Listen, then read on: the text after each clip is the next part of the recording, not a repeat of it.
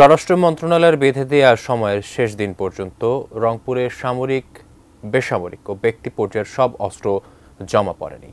এদিকে রাত থেকে শুরু হয়েছে যৌথ অভিযান। এ বিষয়ে রংপুর ডিসি অফিস থেকে সরাসরি যুক্ত হচ্ছেন প্রতিনিধি শাহরিয়ার মিম। আপনার কাছ থেকে জানতে চাচ্ছি, নির্দিষ্ট সময়ের মধ্যেও অস্ত্র জমা পড়েনি, আমাদের কাছে তথ্য এসেছে। আসলে আপনি তো আছেন সেখানে, কি দেখছেন এবং জানাবেন বিস্তারিত। আকাশ, আপনাকে ধন্যবাদ। এই মুহূর্তে আমার কাছে যে তথ্য রয়েছে, গতকাল অবধি কিন্তু অস্ত্র জমা দেওয়ার শেষ তারিখ ছিল এবং গতকাল পর্যন্ত 184টি অস্ত্রের মধ্যে জমা পড়েছে 60টি অস্ত্র।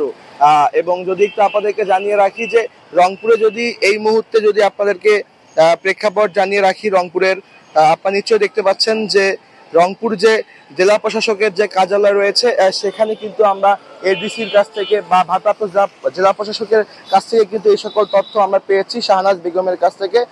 তিনি দিকে জানিয়েছেন নির্দিষ্ট সময়ের মধ্যে অস্ত্র জমা না দেওয়ার আগেই যে সকল অস্ত্র জমা দেয়নি সে সকল অস্ত্র কিন্তু অবৈধ অস্ত্র বলে কিন্তু গণ্য করা হচ্ছে। শুধু অস্ত্রগুলোই নয়, এই অস্ত্রগুলোর মধ্যে যে গোলা বারুদগুলোও কিন্তু জমা দেওয়ার কথা বলা রয়েছে। বিশেষ করে ব্যক্তি পর্যায়ে যে অস্ত্রগুলো রয়েছে, সামরিক এবং বেসামরিক পর্যায়েও যে সকল অস্ত্রগুলো রয়েছে, এই সকল অস্ত্র কিন্তু জমা দেওয়ার কথা বলা হয়েছে।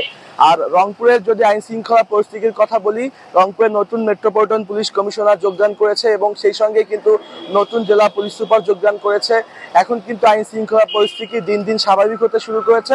এছাড়াও কিন্তু সেনাবাহিনী কাজ করছে। আর যৌথ বাহিনীর যে অভিযানের কথা আপনি বলছিলেন, যে যৌথ বাহিনীর অভিযান কিন্তু সারা দেশে শুরু হলেও রংপুরেও শুরু হয়েছে, তবে এখন পর্যন্ত কিন্তু আমরা দেখতে পারিনি যে তেমন কাউকে আসলে গ্রেপ্তার কিংবা আটক করা হয়েছে। তবে সবকিছু মিলে আমরা নজরদারি রাখছি যে যদি কোনো গুরুত্বপূর্ণ তথ্য থাকে আপনাদেরকে জানাবো। তবে আমার কাছে সর্বশেষ তথ্য যেটি রয়েছে, 184টি অস্ত্রের মধ্যে 60টি অস্ত্র এখন পর্যন্ত জমা হয়েছে।